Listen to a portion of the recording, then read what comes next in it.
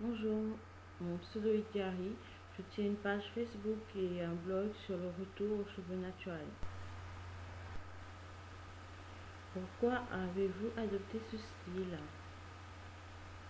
Je dirais que j'ai adopté le retour aux cheveux naturels parce que je me suis rendu compte que je connaissais pas mes cheveux.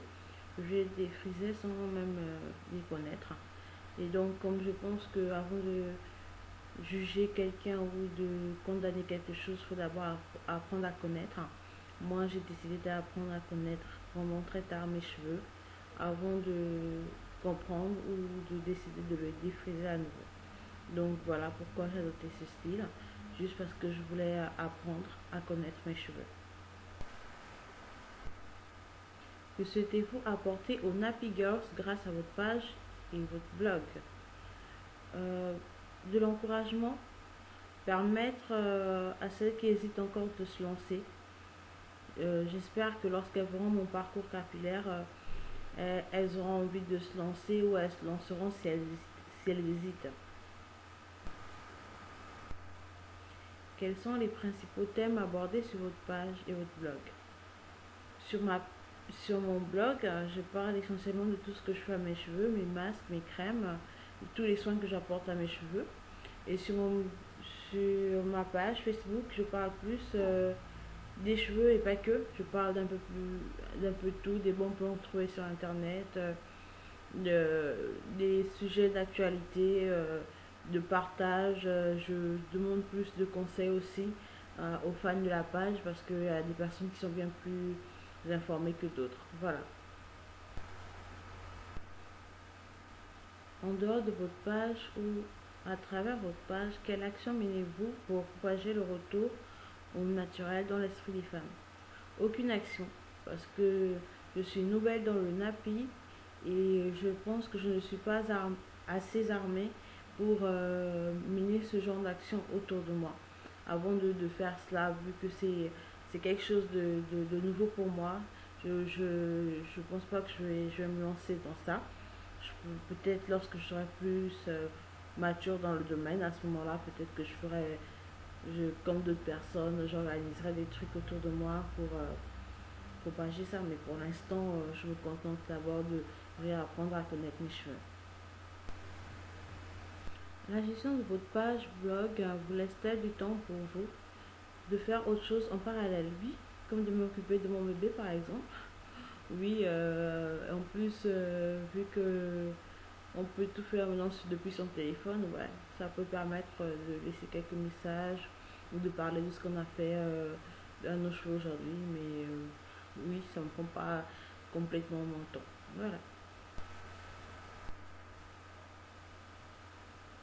Que pensez-vous des filles qui pensent que celles qui ont les cheveux défrisés ne sont pas des vraies africaines?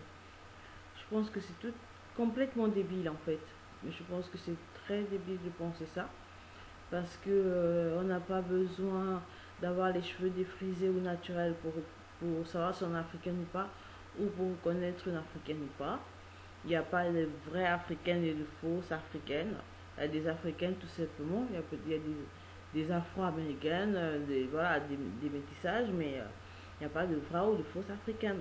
Une africaine, c'est une africaine, qu'elle ait des cheveux colorés, défrisés ou qu'elle n'ait pas de cheveux.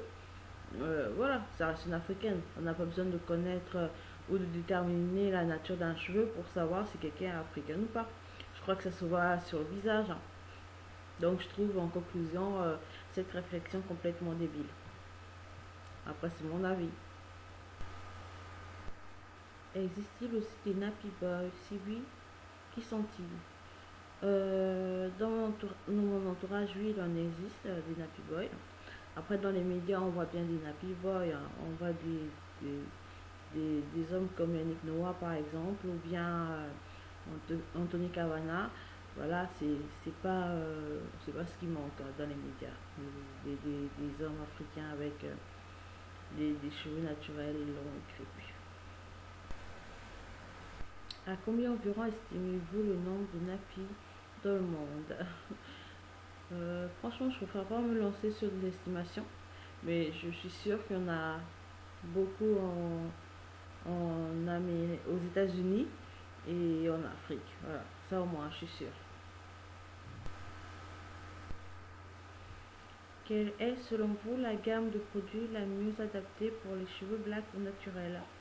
Je suis mal placée pour vous conseiller sur une gamme de produits pour cheveux naturels parce que moi-même j'utilise que des produits faits maison.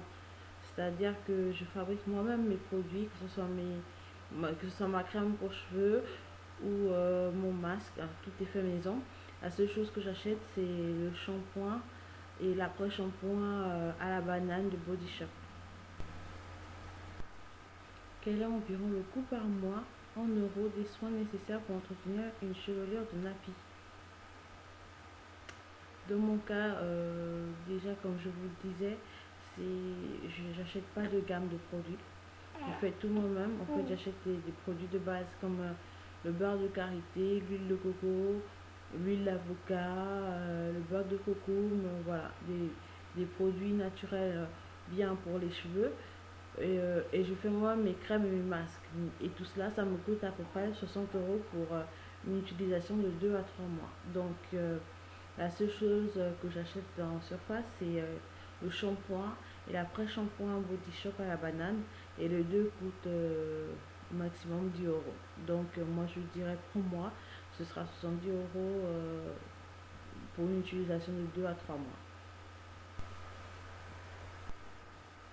Un mot pour vos fans, mot de la fin, un mot pour The Health Magazine. Pour un mot pour mes fans, merci à celles qui participent sur la page Facebook et sur mon blog.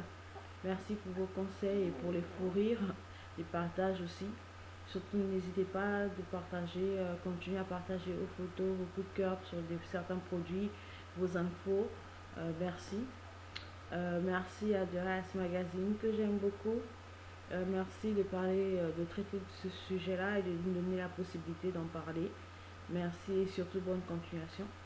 Et un mot de fin, ce sera un gros merci aux pages comme NHB Natural Hair is Beautiful, à Afrofly, à Beauté Afro. Merci à toutes celles-là qui ont commencé avant nous et qui nous ont montré la voie sûre, qui nous permettent aujourd'hui d'avoir un retour au naturel facile, de là par leur expérience et leurs conseils.